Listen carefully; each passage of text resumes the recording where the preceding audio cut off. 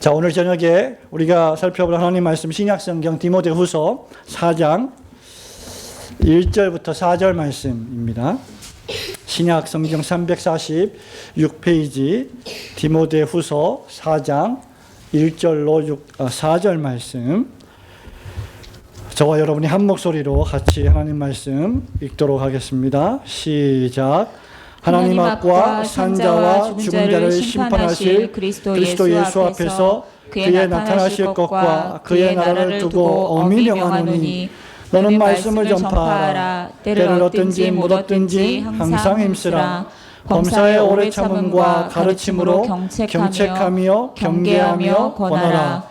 때가 이르리니 사람이 바른 교훈을 받지 아니하며 귀가 가려워서 자기의 사욕을 좇을 스승을 많이 두고 또 그 귀를 진리에서 돌이켜 허탄한 이야기를 좇으리라. 아멘. 여러분이 주지하시다시피 이 사도 바울이 쓴 디모데전서 디모데후서는 사도 바울의 거의 옥중에서 쓴 서신에 가깝고, 그리고 그의 영적인 아들 디모데에게 유언처럼 던져진 그러한 편지의 말씀입니다. 그 편지의 마지막 부분에서 사도 바울은 디모데에게 엄중한 명령을 하고 있습니다. 그 엄중한 명령, 그 명령이 엄중하고 그 명령이 대단히 중대한 이유는 하나님 앞과 산자와 죽은 자를 심판하실 예수님 앞에서 그의 재림을 두고, 그의 나라를 두고 명령한 명령의 말씀이기 때문입니다. 그 명령의 내용은 바로 무엇입니까? 말씀을 전파하라는 것이죠. 때를 얻든지 못 얻든지 말씀을 가르치고 전파하는 일에 항상 힘쓰고 오래 참아야 되고, 가르침으로 때로는 입에 먹기 좋은 음식, 귀에 듣기 좋은 말만 하지 않고 때로는 경책하고 책망도 하고 경고도 하고 권면도 하라고 바울이 디모데에게, 젊은 목회자 디모데에게 권면하고 있는 말씀입니다. 왜냐하면 어떤 때가 이를 텐데, 사람들이 어떤 때가 이르면 하나님의 말씀에 정통한 교훈, 하나님의 말씀에 바른 교훈, 이 바른 교훈을 받지 않고 그 귀가 가려워서 자기의 육체적인 쾌락, 감정적인 쾌락, 정서적인 쾌락을 즐겁게 해줄 사상과 말씀들을 쫓을 날이 오기 때문이다라고 바울이 말하고 있습니다. 그 결과가 무엇입니까? 사람들이 그 귀를 진리의 말씀에서 돌이켜 허탄한 이야기를 쫓게 된다는 것이죠. 그렇기 때문에 말씀 사역자 디모데가 가장 자신의 인생에서 중요하게 생각해야 될 것은 바로 하나님의 말씀을 전파하는 것입니다. 가르치는 것이죠. 자, 우리는 오늘 저녁에 세 번째 시간, 개혁주의 신앙과 교리에 대한 세 번째 시간을 맞이하고 있습니다. 여러분 기억하실지 모르겠습니다만 첫 번째 시간에 우리는 개혁주의 신학과 신앙이 무엇인지 그 정의에 대해서 말씀을 잠시 살펴보았습니다. 두 번째 주에는 그 개혁주의 신앙과 로마 가톨릭 교회나 루터파 교회나 다른 유파들의 신앙과 개혁주의 신앙이 어떻게 다른지에 대해서 지난주에 말씀을 드렸습니다. 자, 오늘은 세 번째 시간으로 과연 그렇다고 하면 개혁주의 신앙에 입각한 교리가 무엇이냐, 교리의 정의, 교리의 필요성, 그리고 교리의 목적, 이 부분에 대해서 이 말씀을 중심으로 몇 가지 좀 살펴보기를 소원합니다. 한국의 개혁주의 신학의 대부로 알려지고 있는 분 가운데 한 분이 바로 박윤선 박사님입니다. 이 박윤선 박사님이 입안한 것으로 알려지고 있는 학생신앙운동, 즉 SFC, Student for Christ의 강령이 있습니다. 우리 중고등부 대학부 학생들이 늘 예배 시간에 제창하는 강령이 있죠. 우리는 전통적 웨스트민스터 신앙고백서 및 대소요리 문답을 우리의 신조로 한다라고 시작되는 여부위원장이 외치는 그런 강령을 우리는 기억하고 있습니다. 그런데 이 SFC 강령에는 제가 볼 때 구조적인 특징이 있습니다. 제일 먼저 학생신앙운동의 강령을 요약해주는 중대한 단어 4가지를 우리는 그 강령에서 뽑아낼 수 있어야 되는데요. 그 첫 번째가 무엇입니까? 바로 아까 말씀드렸던 바와 같이 신조입니다. 그죠? 웨스트민스터 신앙고백서와 대소연의 문답을 우리의 신조로 한다. 신조가 뭐예요? 믿을 신 조항조.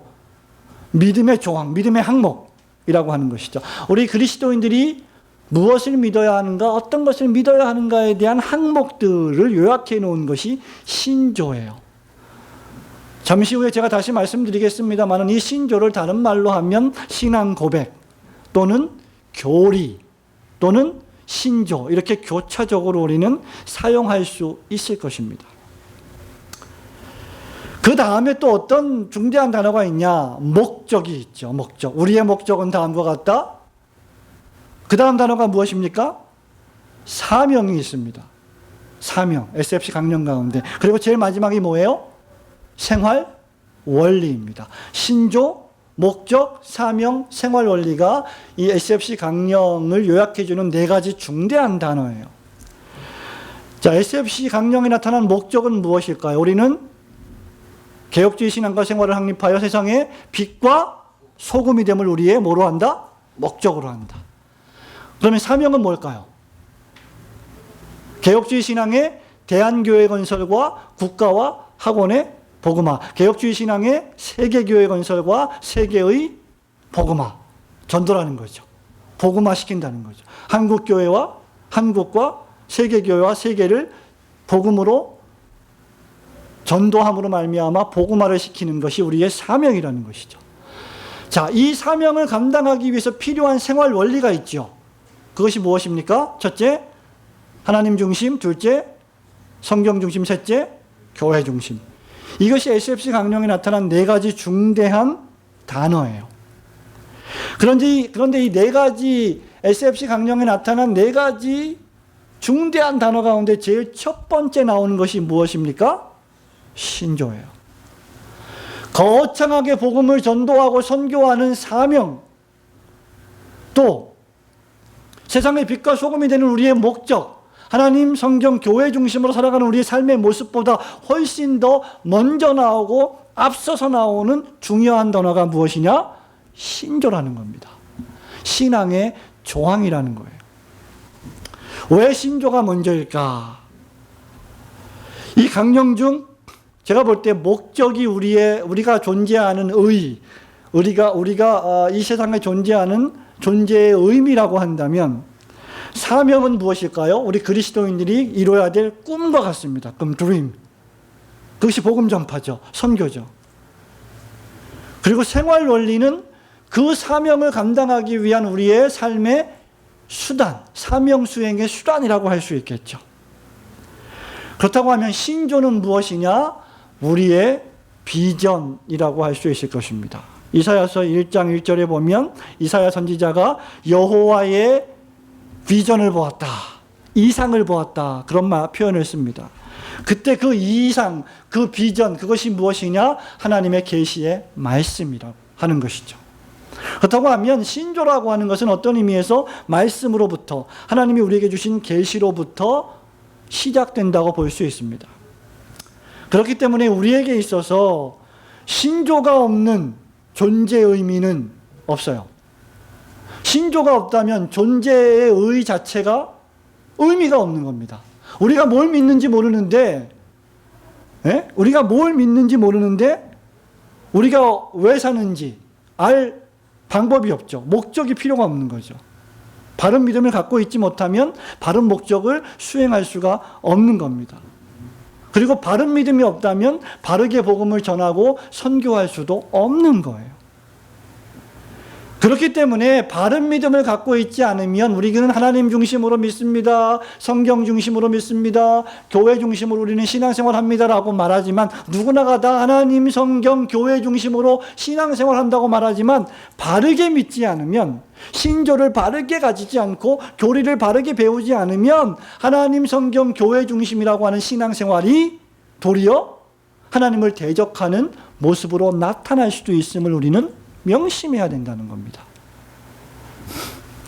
그렇기 때문에 신조는요, 교리, 신앙 고백이라고 하는 것은 순서에서도 우선일 뿐만 아니라 반드시 여러분이 가지고 있는 신앙의 내용, 신앙의 실체에서도 가장 먼저 나와야 되는 거예요. 나는 성도입니다. 나는 신자입니다. 라고 말할 때 여러분이 내세워야 할 자랑은 내가 20년 동안, 30년 동안 이런 일을 했습니다. 이런 목적으로 살아왔습니다. 이런 사명을 감당했습니다가 아니라 하나님을 이렇게 믿고 이렇게 섬겨왔습니다. 라고 먼저 말할 수 있어야 된다는 것이죠. 그런데 사실상 오늘날 불신자는 말할 것도 없고 우리 그리스도인들조차도 신조와 교리를 무시하는 경향을 나타내고 있습니다. 많은 사람들은, 적지 않은 사람들은 교리와 신조, 신앙 고백 이런 것들이 한국 교회의 분열의 원인이라고 생각하기도 합니다. 여러분, 이러한 혼란이 발생한 이유는 신학적인 엄밀성을 싫어하는 시대적인 풍조도 있겠지만 사람들의 생각 속에 야, 신조는 필요 없어. 성경만 있으면 돼. 성경만 믿으면 돼. 교리는 필요 없어. 예수님만 있으면 돼. 예수님만 잘 믿으면 돼. 라고 말하는 사고방식 때문에 더 그렇습니다. 여러분, 신조는 필요 없고 성경만 있으면 되고 교리도 필요 없고 예수님만 있으면 된다라고 말하는 사람들만큼이나 위험한 분들이 저는 없다고 생각합니다. 왜냐하면 지난주에 여러분이 말씀을 잘 들었다고 하면 기억하시겠지만 로마 가톨릭 교회도 뭘 믿어요? 성경을 하나님의 말씀으로 믿었다는 것이죠. 로마 가톨릭 교회가 하나님 말씀이 성경을 부인한 게 아니에요. 믿었습니다. 그런데 문제는 어떻게 잘 믿고 어떻게 잘못 믿었느냐에 달려 있는 것이죠. 그런 의미에서 신조와 교리가 중대하다는 겁니다. 사람들은 성경만으로 충분할 뿐 신조나 교리라고 하는 것은 인간이 만들어냈고 그래서 성경에 덧붙인 인간적 산물이라고 생각합니다. 그래서 오늘날 실로 그 결과 적지 않은 사람들이 교리 없는 기독교 사상에 빠져 있는 것이죠. Christianity without doctrine. 다른 말로 하면 doctrineless Christianity. 이러한 표현을 또 다르게 이렇게 표현할 수 있습니다. 그리스도 없는 기독교. Christless Christianity. 기독교는 기독교인데 하나님을 믿는 종교인 것 같은데 그리스도는 없는, 기독교의 실체가 되시는 그리스도에 관한 신앙은 없는 기독교에 만연해 있는 사상을 요즘 가지고 있는 것이죠. 자, 오늘 저녁에 우리는 이 교리를 좀 살펴보고자 합니다. 그리고 그 가운데서도 우리는 다른 교리가 아니라 성경의 교리를 공부하고자 합니다. 처음에 제가 말씀드렸죠. 신조라고 하는 것은 뭐라 그랬습니까? 믿음의 조항이라 그랬어요. 교리라고 하는 것은 우리가 어떤 것을 믿어야 될지에 대한 항목들을 규정해 놓은 것입니다. 그런데 어떤 것을 믿을지, 누구를 믿을지 아니라 우리는 하나님의 말씀인 성경이 말하고 있는 교리를 공부하는 것이죠. 다시 말하면 다른 책이 아닌, 다른 교주의 책이 아닌, 다른 종교의 책이 아닌 하나님, 천지 만물을 창조하신 하나님께서 직접 우리의 구원과 행위의 유일무이한 법칙으로 주신 성경에 기록되어 있는 교리들을 공부하고자 한다는 것입니다. 세상의 모든 사람들은 신조가 있어요. 신조가 없는 사람들은 아무도 없습니다. 제가 볼 때는. 하나님을 안 믿는 사람들도 신조가 있습니다. 우스갯소리입니다마는 여러분의 이해를 돕기 위해서 여러분 집에 가면 가훈이 있죠. 네, 가훈. 가훈은 무엇입니까? 그 집안이, 그 가족이 꼭 지켜야 될 정신적인 사상. 그것이 가훈이에요. 예를 들면 근면성실. 뭐예요? 그 집에 살고 있는 모든 가족들은 어떻게 해야 돼요? 게으르지 말고, 늦잠을 너무 오래 자지 말고, 부지런해야 되고, 어떤 일을 할 때 성실하게 해야 된다. 그것이 뭐예요? 그 집의 뭐예요? 신조예요. 가훈입니다. 기독교적으로 말하면, 성경적으로 말하면 교리라고 할 수 있죠. 우리는 이것을 믿는다 이 말이죠. 우리는 이렇게 믿고 이렇게 행동한다는 거죠. 주유소 습격 사건이란 영화 혹시 여러분 기억하십니까? 우리 친구들은 잘 모르겠지만 우리 어른들은 잘 아실 거예요. 거기에 보면 그 싸움이 벌어지는데, 주유소 안에서 싸움이 벌어지는데 어떤 한 사람이 정확히 제가 누군지 잘 기억이 안 납니다만은 싸울 때 한 사람만 붙잡고 싸우는 사람이 있어요. 그러면서 유명한 명대사가 거기 나오죠. 나는 죄송합니다, 한 놈만 팬다. 이거 뭐예요? 일종의 이것이 신조예요. 신조가 없는 사람은 하나도 없어요. 싸울 때 싸우는 어떤 상황이 발생했을 때는 여러 사람하고 싸우지 않고 오직 한 사람만 붙잡고 한 사람하고만 싸운다.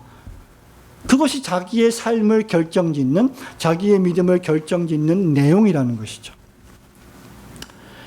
교리라고 하는 것이 바로 그러한 의미를 가지고 있습니다. 자, 그런데 우리는 다른 교리가 아닌, 세상 사람들이 주장하는 그런 교리가 아닌 성경의 교리를 공부하고자 하는 것이죠. 성경 교리란 무엇입니까? 성경이 어떤 진리를 가르치고 있어요. 성경이 어떤 말씀, 진실의 말씀을 가르치고 있습니다. 이 성경이. 성경이라고 하는 책은 어떤 위대한 진리의 말씀을 저와 여러분에게 알려주고자 하는데 그 목적이 있습니다. 그래서 성경은 아무런 목적이 없이 기록된 책이 아니라 목적이 있는 책이고, 무언가 저와 여러분에게 가장 절실하고도 가장 필요한 진리를 알려주기 위해서 기록된 책이에요. 여러분 이것을 믿으십니까? 자, 그럼 그것이 뭘까? 한마디로 말하면 구속이라고 하는 겁니다. 구원이라고 하는 거죠. Salvation, Redemption. 하나님의 구속, 하나님의 구원 진리, 예수 그리스도의 십자가 구속을 통한 죄인을 구원하시고자 하는 하나님의 위대한 계획의 진리를 알려주기 위해서 기록된 책이 성경이라는 것이죠. 그 성경이 가르치고자 하는 구원의 진리를 체계적으로 요약한 것이 바로 교리라고 하는 겁니다. 저와 여러분이 요한복음 20장을 한번 펼쳐보도록 하겠습니다. 요한복음 20장 30절, 31절 말씀. 신약성경 185페이지 요한복음 20장 30절, 31절 시작.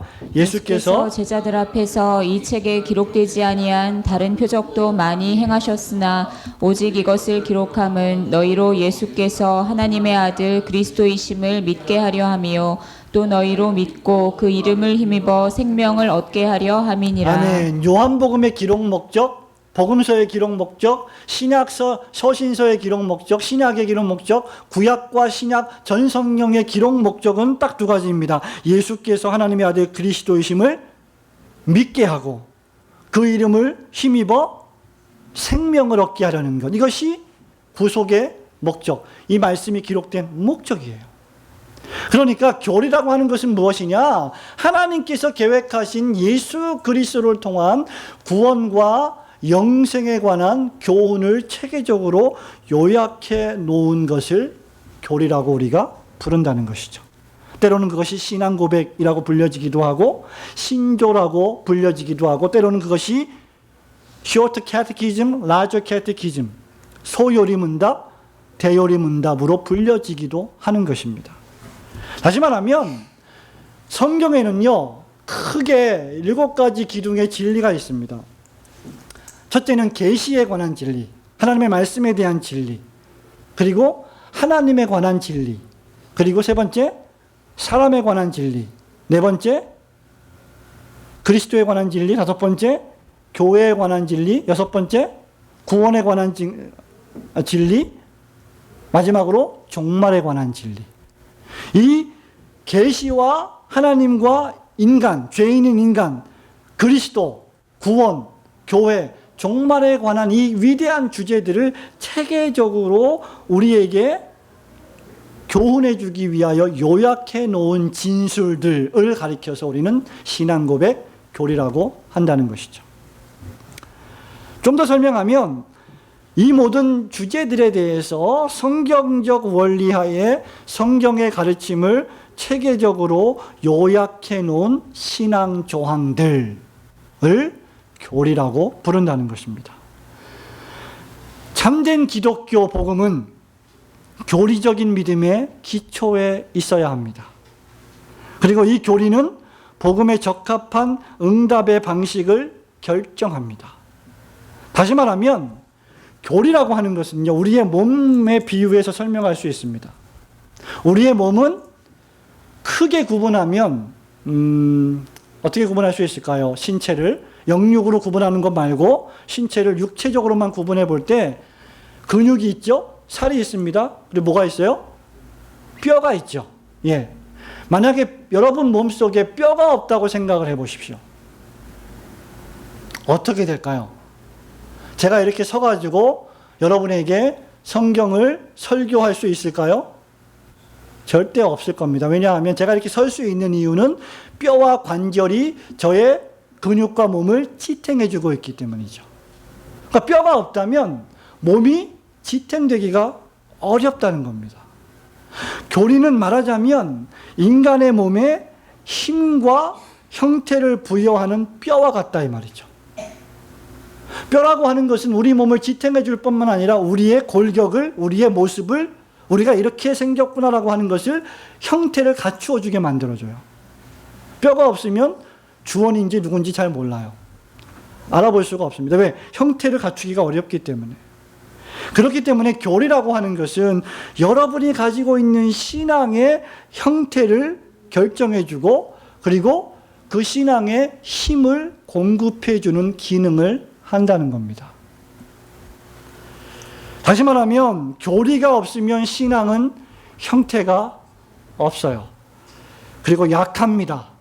무너지기 쉽습니다.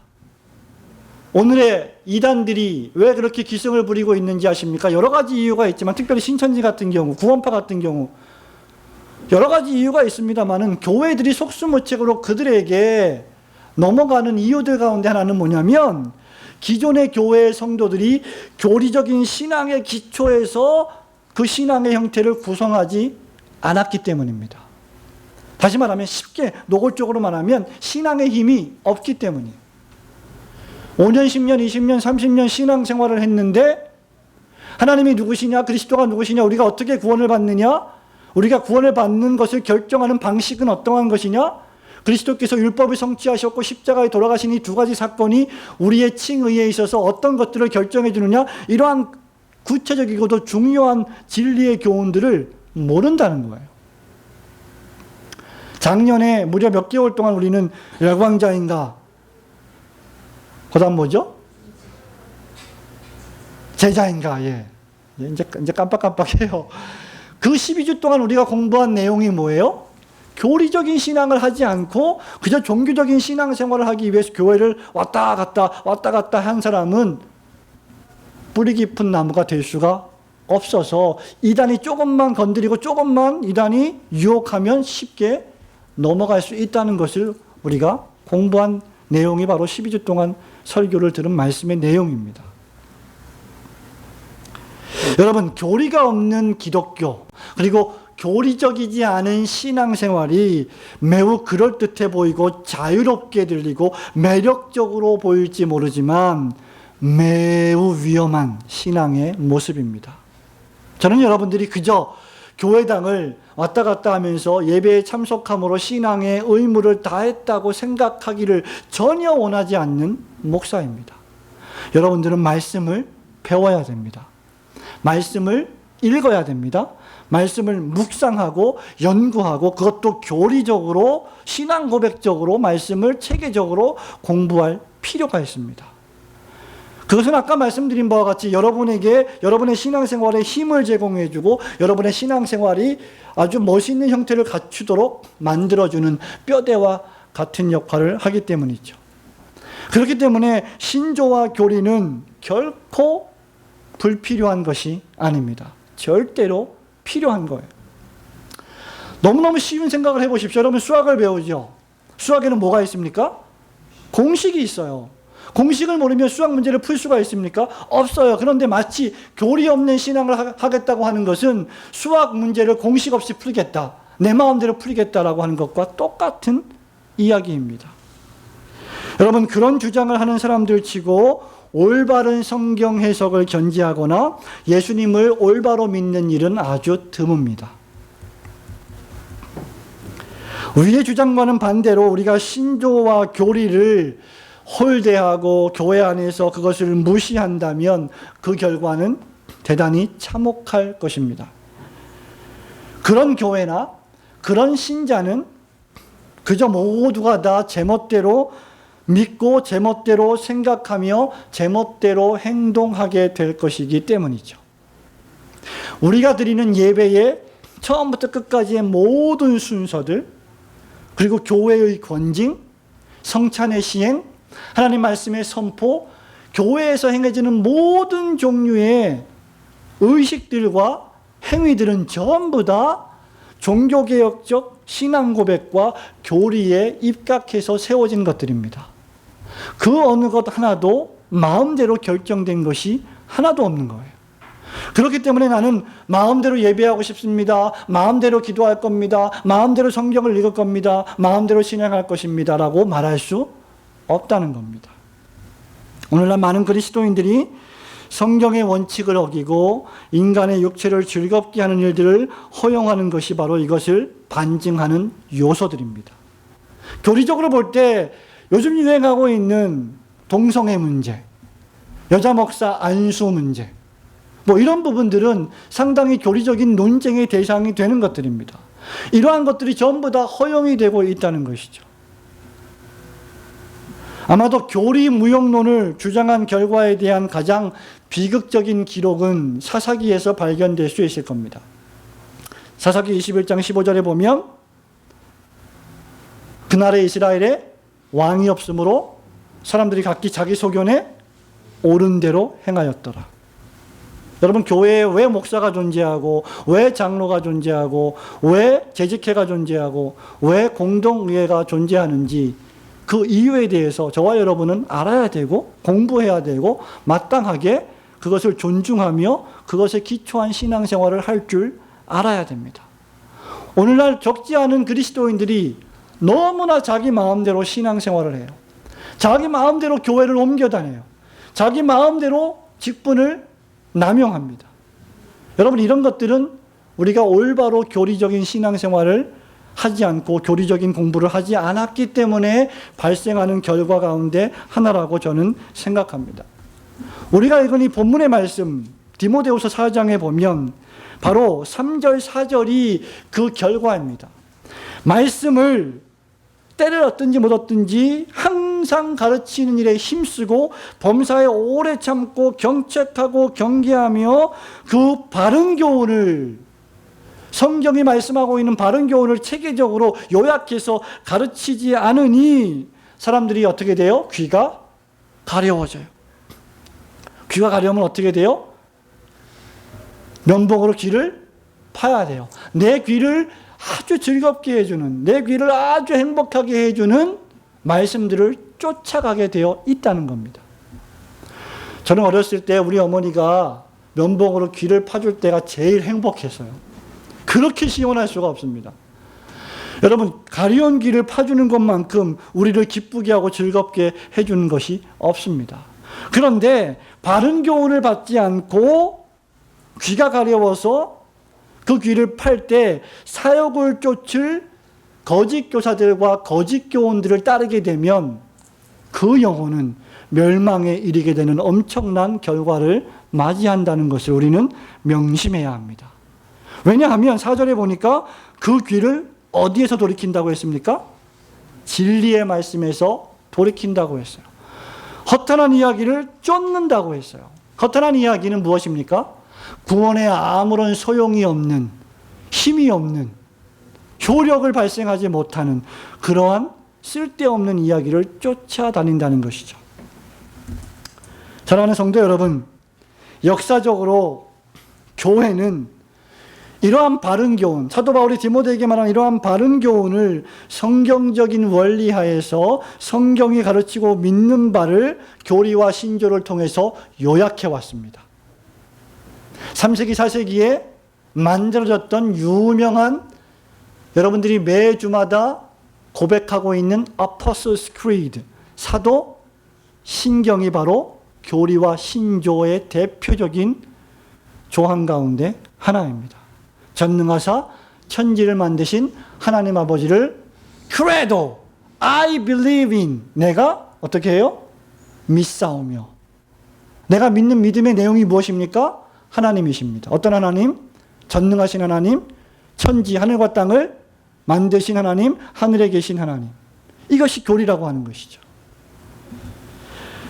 역사를 통해서 이러한 교리들을 개혁교회들은 요약해 왔는데 그 대표적인 것이 바로 SFC 강령 때 처음으로 제창하는 뭐예요? 우리는 전통적 웨스트민스터 신앙고백서 및 대요리 문답, 소요리 문답, 그리고 교회 정치, 예배 모범, 이런 것들이 바로 역사적 신조와 신앙 고백들, 요리 문답서들입니다. 그렇기 때문에 교회가 요약한 신조와 신앙 고백들은 성경의 중대한 교리들을 요약해서 신자의 믿음을 증진시켜줄 뿐만 아니라 오리를 바로잡고 이단의 공격에 맞서 진리를 수호하는 중대한 역할을 해왔습니다.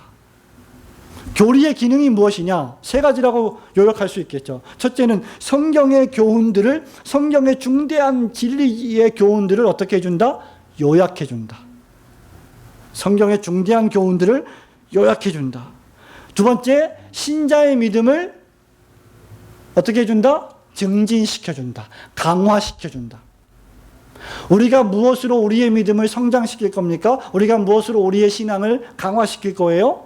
하나님의 말씀의 교훈으로, 교리적인 교훈으로 믿음을 증진시켜야 됩니다. 세 번째로 오리를 바로잡고 이단의 공격에 맞서서 진리를 수호할 수 있게 해줍니다. 신천지가 우리를 공격해 올 때, 구원파가 정통 기독교를 도전해 올 때, 야, 너희들은 성경적으로 볼 때, 하나님의 말씀으로 볼 때 이런 요소들이 잘못되었기 때문에 우리는 이것을 배격하고 우리가 믿는 그 믿음은 이런 것들이다라고 설명해 주는 것, 이것이 교리와 신조가 하는 일이라고 하는 사실이죠. 최근에 우리 한국의 많은 장로교단들을 포함해서 많은 교단들이 총회를 끝마쳤습니다. 그 총회에 헌의안들이 해마다 올라가는데 이러한 것들을 좀 살펴봐 주십시오라고 올리는 문서들이 헌의안들이에요. 그 가운데 하나가 무엇입니까? 이단적인 사상, 교회의 건강한 성장을 해치는 이단적인 사상들을 좀 살펴봐서 이것이 이단인지 아닌지를 연구해서 총회에서 토의하고 결정을 해 주십시오 하는 것들이 있습니다. 최근에 여러분 SNS를 통해서 아시겠지만 합동총회가 100회를 맞이해서 한국교회의 교회 성장 프로그램인 두날개 운동에 대해서 헌의안이 올라온 것이 있습니다. 여러분, 이 두날개 운동뿐만 아니라 과거 20년, 30년 동안 한국교회를 좌지우지해왔던 전도 대폭발 훈련, 알파 코스, G12, 셀, 가정교회, 인터컵, 말로 다 할 수 없는 수많은 프로그램들이 과연 성경적인가? 과연 바른 믿음에 기초한 것인가를 판단할 때 그것을 누가 어떻게 판단하느냐? 성령께서 하나님의 말씀을 통하여 건전한 신앙을 고백하는 사람들의 연구를 통해서 판단하게 하신다는 거죠. 그때 중요한 역할을 하는 것이 무엇입니까? 교리예요. 그것도 어떤 개인의 교리, 어떤 개인이나 어떤 조그만 단체의 신앙의 교리가 아니라 주후 3세기, 4세기, 15세기, 16세기, 17세기, 18세기 수백 년, 수천 년 동안 개신교회가 만들어왔던 전통적인 교리의 기초에서 그것을 점검하는 겁니다. 여러분, 그래서 신학대학의 교수들이 중요한 이유가 여기에 있는 거예요. 그 모든 헌의안들은 대부분 총회가 누구한테 맡깁니까? 신학부 교수들한테 1년간 연구해서 보고하라고 하고, 그것을 보고했을 때 총회는 그 신학부 보고서를 청취하고 하나님의 뜻을 묻고 그것을 받을지 말지를 결정하는 기관입니다. 그렇기 때문에 교리와 신조라고 하는 것은 성경의 교훈들을 요약해주고 성경의 올바른 이해에 도움을 줍니다. 여러분이 성경을 올바로 이해하기를 원하신다면 개인적으로 성경을 읽는 것도 중요하지만 교리서를 읽을 필요가 있는 이유가 여기에 있는 거예요. 자, 다시 한번 돌아가 봅시다. SFC 강령 첫 번째가 뭐라고요? 우리는 전통적 웨스트민스터 신앙고백서 및 대요리문답, 소요리문답을 우리의 뭐로 한다? 신조로 한다. 자, 신조가 뭐라 그랬어요? 신앙의 조항이라고 했습니다. 내가 믿는 믿음의 조항. 그렇다고 하면 웨스트민스터 신앙고백서, 대요리문답, 소요리문답 우리가 뭐 한다는 거예요? 장로교의 신앙고백으로 고백하고 믿는다는 겁니다. 그럼 제가 묻겠습니다. 여러분 웨스트민스터 신앙고백서를 읽어보았습니까?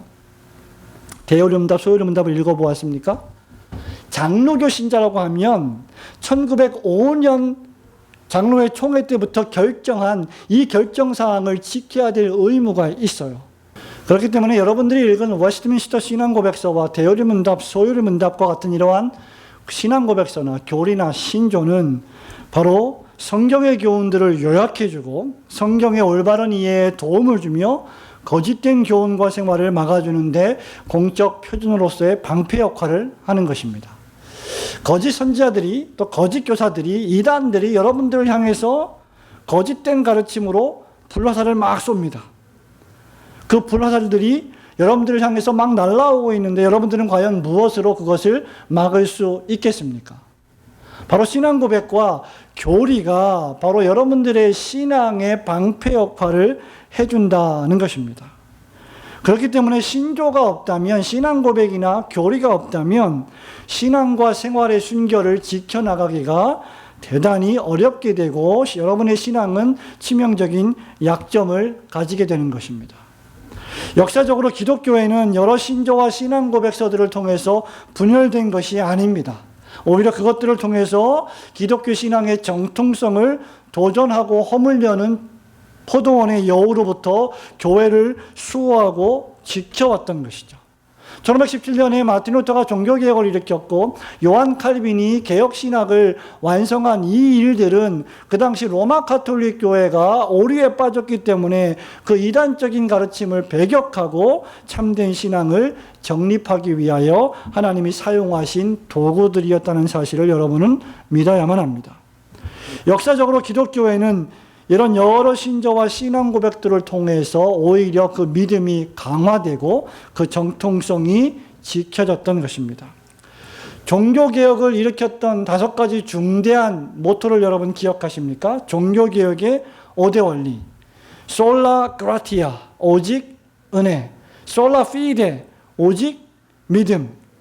솔라 스크립트라, 오직 성경. 네 번째로 솔리스 크리스토스, 오직 그리스도. 그리고 솔리 데오 글로리아, 오직 하나님께 영광을 이라고 하는 이 종교개혁의 5가지 원리들은 교회를 든든히 지켜낸 교리가 아니고 무엇입니까? 기독교회는 역사적으로 신조와 신앙 고백들을 통해서 순수성을 보존해왔고 적들의 공격을 효과적으로 막아냈으며 하나님의 참된 교회의 모습을 계속해서 온천하에 드러냈던 것입니다. 과연 우리 예수 그리스도께서는 이 신앙 고백이나 교리, 신조에 대해서 어떻게 생각하셨을까? 여러분 마태복음 16장 13절부터 16절 말씀에 보면 예수님께서 가이사랴 빌립보에 가셨을 때 제자들을 향하여서 2가지 질문을 하십니다. 첫 번째 질문은 제자들을 향해서 세상 사람들이 나를 누구라 하느냐라는 질문이었죠. 맞죠? 그 세상 사람들이 나를 질문이라고 하는 나를 누구라고 하느냐라고 하는 그 질문에 대해서 제자들은 세상 사람들이 예수님을 세례 요한, 엘리야, 유명한 선지자 가운데 하나라고 생각합니다. 그렇게 말을 합니다라고 대답을 했습니다. 이것은 누구의 고백입니까? 세상 사람들의 고백입니다. 하나님을 믿지 않는 사람들이 예수님에 대한 자신들의 견해이죠. 이것도 일종의 예수에 대한 고백입니다. 그러자 우리 예수님은 제자들에게 뭐라고 말씀하십니까? 2번째 질문을 하시는데 그러면 너희는 나를 누구라 하느냐? 라고 질문하셨죠. 이 질문에 대해서 여러분 그 유명한 사도 베드로의 마태복음 16장 16절 그 위대한 신앙 고백이 기록되어 있는 것입니다. 주는 그리스도시요 살아계신 하나님의 아들이시니이다. 사도신경의 위대한 최초의 신앙 고백의 기초가 되었던 고백이 바로 사도 베드로의 이 마태복음 16장 16절의 고백이었던 것이죠. 여러분, 이것은 무엇입니까? 베드로의 신앙 고백입니다. 제자들을 대표한 제자들의 신앙 고백이었어요. 그런데 이 신앙 고백을 누가 요구하셨습니까? 예수 그리스도께서 친히 요구하셨습니다. 너희는 나를 누구라 하느냐? 그러면 그리스도인들은 내가 믿는 예수님이 어떤 분이신지를 고백할 수 있어야 됩니다. 그것이 바로 교리요 신조라고 하는 것이죠. 내가 믿는 예수님은 주님이십니다. 내가 믿는 예수님은 그리스도이십니다. 내가 믿는 예수님은 하나님의 아들이십니다라고 고백하는 것이 바로 우리가 공부하는 신조요 교리라고 하는 것이죠. 이로 볼 때 우리 예수님도 신앙 고백을 상당히 중요하게 여기셨다라고 우리는 간주할 수 있는 것입니다. 사랑하는 성도 여러분, 말씀을 맺습니다. 성경은 우리에게 강력한 어조로 설교를 명령합니다. 하나님 앞과 산자와 죽은 자를 심판하러 오실 그리스도 앞에서, 그리고 그의 나라를 두고 엄히 명령합니다. 바른 교훈에 창념할 것을 명령하고 있습니다. 이로 볼 때 신조는 필요 없고 성경만으로 충분하다고 주장하므로 신조와 교리 무용론에 동조하는 것은 현대의 교회를 세속화와 타락 그리고 혼합주의로 몰고 가려고 하는 사단의 또 다른 전술 전략에 교회가 놀아나는 것과 다름없다고 저는 생각합니다. 그렇기 때문에 엄밀한 의미에서 교리를 공부하지 않고 성경을 연구하는 것은 대단히 위험하기까지 하다라고 저는 말씀드릴 수 있습니다. 여러분이 바르게 성경을 연구하고 공부하려면 교리를 필수적으로 공부해야 합니다. 부디 하나님의 말씀을 체계적으로 요약해주는 교리 공부를 통해서 진리의 도를 잘 듣고 배워서 그 말씀을 실행함으로 복을 받는 성도들이 되시기를 주님의 이름으로 축원합니다.